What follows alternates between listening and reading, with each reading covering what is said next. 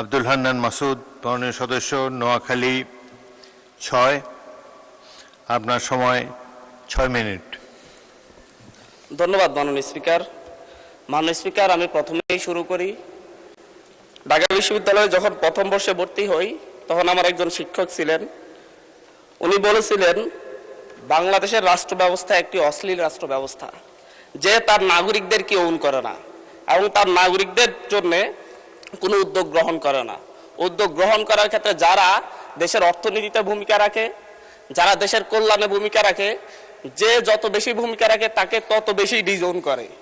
সেই জায়গা থেকে তার কথার সত্যতা অনুযায়ী এই যে আমাদের মধ্যে বাংলাদেশে প্রবাসীদেরকে সবচাইতে বেশি ডিজোন করা হয়ে থাকে। প্রবাসীদের প্রত্যেকটা পদে পদে যে জটিলতার শিকার হতে হয়, যে দুর্নীতিগ্রস্ত প্রশাসনিক ব্যবস্থার কারণে তাদেরকে যে সকল সমস্যায় পতিত হয়, কিন্তু আমরা বারবার বক্তব্যে বলি, কথাই বলি এবং নির্বাচন আসলে আমরা যারা রাজনীতিবিদরা আছি তারা মঞ্চে ভাষণ দিয়ে বলি যে প্রবাসীদেরকে প্রাধান্য দেওয়া হবে, তাদের নিরাপত্তা নিশ্চিত করা হবে। কিন্তু যুগের পর যুগ গিয়েছে, দিনের পর দিন গিয়েছে, প্রতিনিয়তই প্রবাসীরা এখনো এয়ারপোর্টে নিগৃহীত হচ্ছে। প্রতিদিনই কোনো না কোনো নিউজ পাওয়া যায় প্রবাসীদের ব্যাগ কেটে সর্বস্ব লুট করা হচ্ছে। আমরা দেখছি যখন তাদেরকে বাংলাদেশে ভিসা জটিলতা বাংলাদেশের সবচাইতে বড় সমস্যা, বিভিন্ন নামে বেনামে রিক্রুটিং এজেন্সি খুলে প্রশাসনের নাকের ডগায় তারা মানুষকে নিঃস্ব করে দিচ্ছে বিদেশে নেওয়ার নাম করে। কিন্তু কতজনের বিরুদ্ধে ব্যবস্থা নেওয়া হচ্ছে এই ধরনের কোনো স্ট্যাটিস্টিক্স সরকারের কাছে আছে কিনা মাননীয় স্পিকার আমার ধারণাই নেই। মাননীয় স্পিকার, আমরা পল্টন, মতিঝিল কিংবা প্রক্রিয়াপুলে দাঁড়ালেই দেখি প্রত্যেকটা বিল্ডিং এ মনে হয় 3-4টা করে রিক্রুটিং এজেন্সি, এবং সেই রিক্রুটিং এজেন্সির নিচে আমরা প্রায়শই মানুষের চোখের কান্না দেখতে পাই। কিন্তু সেই সকল রিক্রুটিং এজেন্সি কোনোটা, অধিকাংশ রিক্রুটিং এজেন্সি লাইসেন্সবিহীন, কিন্তু তাদের অফিস বন্ধ হয়েছে আমরা খুব কমই দেখতে পেয়েছি। মাননীয় স্পিকার, প্রবাসীদের বিদেশে নেওয়ার নামে আমি গতকালকেও বলেছি, ভুয়া কোম্পানি খুলে তাদের কাছ থেকে চাহিদাপত্র এনে দেশের শ্রমিকদেরকে নিয়ে তারা জায়গা জমি বিক্রি করে বিদেশে যায়, তাদেরকে সেখানে নিঃস্ব অবস্থায় রাস্তায় ফেলে দেওয়া হয়, না খেয়ে রাস্তায় মারা যাওয়ার রেকর্ড পর্যন্ত হয়েছে। কিন্তু বাংলাদেশের দূতাবাস কিংবা বাংলাদেশের মন্ত্রণালয় এই ব্যাপারে আনুষ্ঠানিকভাবে কোনো দুঃখ প্রকাশের বিবৃতি পর্যন্ত আমাদের চোখে পড়েনি। মাননীয় স্পিকার, আমাদের এই বাংলাদেশের এই যে ভুয়া কোম্পানি তৈরি করা এবং ভুয়া এজেন্সির নাম করে, ভুয়া কোম্পানির নাম করে শ্রমিকদেরকে, বাংলাদেশের সাধারণ মানুষকে প্রতারণার শিকার হয়ে নিঃস্ব করা হয়, এটার সাথে বাংলাদেশের দূতাবাস, বাংলাদেশের মন্ত্রণালয় সহ প্রত্যেকটা গ্রুপই জড়িত এবং সবচাইতে বেশি জড়িত বাইরের সিন্ডিকেট। 4-5 জনের সিন্ডিকেট পুরো প্রবাসীদের এই এজেন্সিগুলোকে নিয়ন্ত্রণ করে দেশে বিদেশে, দেশের বাইরে শ্রমিক পাঠানোর ক্ষেত্রে তারা ভূমিকা রাখে। মাননীয় স্পিকার, আমাদের বাংলাদেশে অদক্ষ জনশক্তি রপ্তানি করা হয়।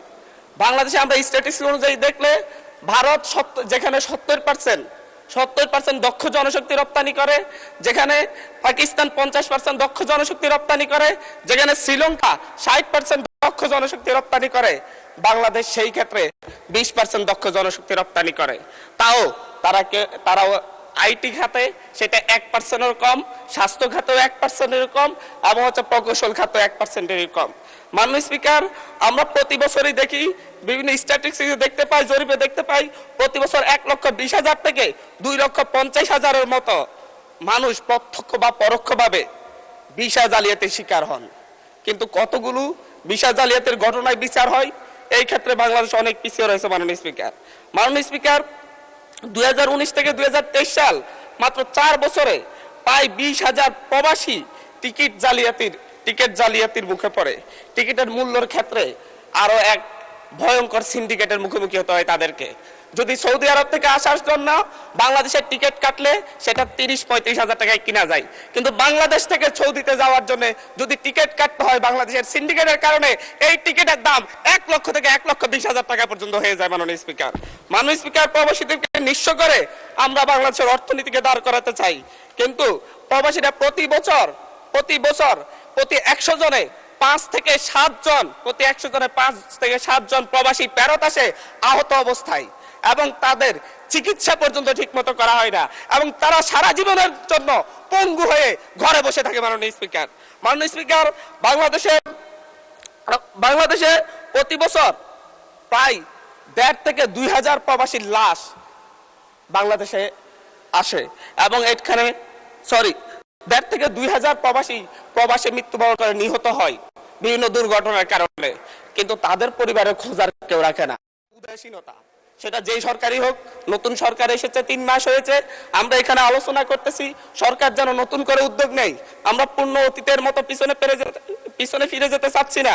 মাননীয় স্পিকার, পাসপোর্ট রিনিউ এবং বিপদগ্রস্ত লেবারদের পাশে বাংলাদেশের দূতাবাসগুলো দাঁড়ায় না। বিভিন্ন ক্ষেত্রে পাসপোর্ট রিনিউ করার জন্য বিভিন্ন রাজনৈতিক ব্যক্তিদের কাছে পাসপোর্ট রিনিউ করার জন্য ইজারা দেওয়া হয়, লাইসেন্স দেওয়া হয় তাদেরকে, এবং তারা বাইরে একটা অফিস নিয়ে তাদের মন মতো মানুষের কাছ থেকে, বিভিন্ন প্রবাসীদের কাছ থেকে অতিরিক্ত টাকা নিয়ে দীর্ঘ সময় লাগিয়ে লাইসেন্স রিনিউ করতে হয়। মাননীয় স্পিকার, আমরা যদি বাংলাদেশের অর্থনীতিকে দাঁড় করাতে চাই, মাননীয় স্পিকার, আমরা যদি বাংলাদেশের প্রবাসীদেরকে প্রকৃত ধন্যবাদ মাননীয় সদস্য, ধন্যবাদ। আচ্ছা, 1 মিনিট বলেন।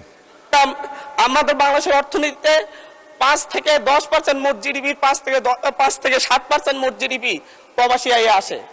বৈদেশিক মুদ্রার একটা বড় অংশ প্রবাসী আয়ে আসে, কিন্তু এই প্রবাসীদের নিয়ে, প্রবাসীদের চিকিৎসা এবং প্রবাসীদের যারা ফেরত আসে তাদের পুনর্বাসন, ভিসা জালিয়াতি থেকে মুক্তি এবং বিভিন্ন ভুয়া এজেন্সি বন্ধ করে প্রবাসীদেরকে নিঃস্ব হওয়ার হাত থেকে মুক্তি দেওয়ার জন্য সরকারকে নতুনভাবে ভাবতে হবে, নতুন কর্ম পরিকল্পনা তৈরি করতে হবে।